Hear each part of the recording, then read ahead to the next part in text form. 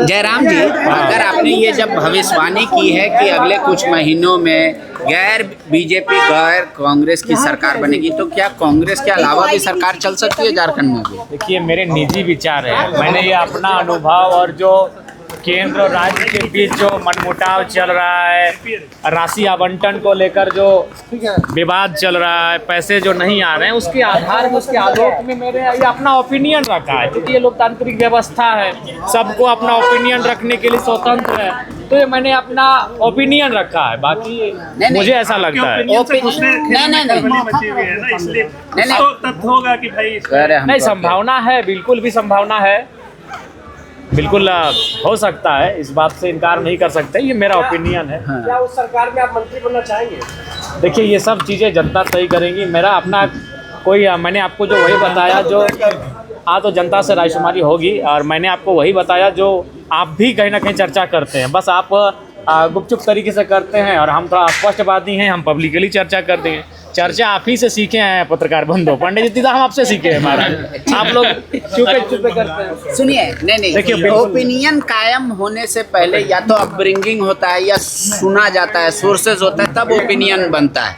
Free will तो होता नहीं है कुछ।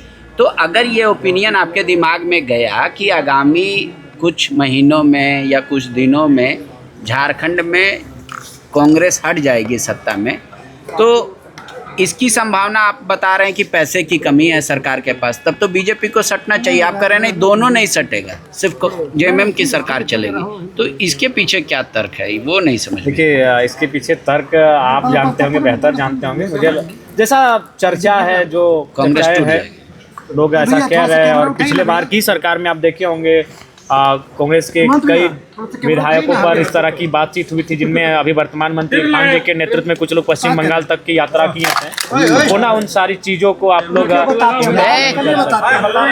तो ये आप मान रहे हैं कि जैसे बिहार में, उड़ीसा में क्रॉस वोटिंग हो गया, क्रॉस वोटिंग सामने आया, तेजस्वी जी ने सार्वजनिक स्टेटमेंट दिया कि मेरे ही विधायकों ने दगा दिया है। तो मुझे लगता है ये सारी चीज़ें झारखंड में भी उस दृश्य को देख सकते हैं। और आपका जो बात जी, रसोईया बहनों का आवाज़ हम लोग लगातार उठा रहे हैं, और सरकार को बिल्कुल, आज रात को भी वह रास्ता चेक कर वहीं पर खड़ी थी, वहीं पर वह रात रुकी थी, अभी भी वहीं पर हैं, छोटे बच्चे भी उनके साथ हैं।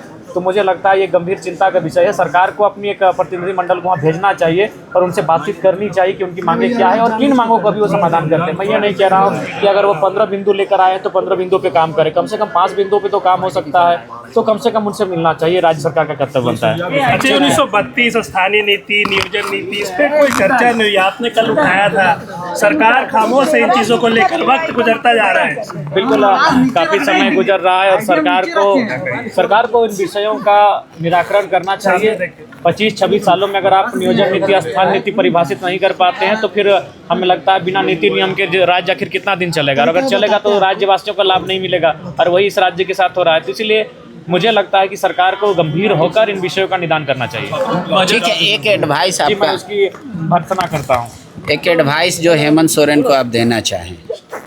देखिए, एडवाइस तो हम लोग उनको काफ़ी देते हैं, जब भी उनसे व्यक्तिगत रूप से मिलते हैं तो हम जरूर अपनी बातों को नहीं, नई सरकार के जो आशंका है उसको लेकर कोई एडवाइस चाहेंगे कि जनता ने जो जनादेश दिया उसी के साथ चलिए। जनता ने आपको जिस महागठबंधन को जनादेश दिया है 5 साल के लिए, आप उसके साथ चलिए।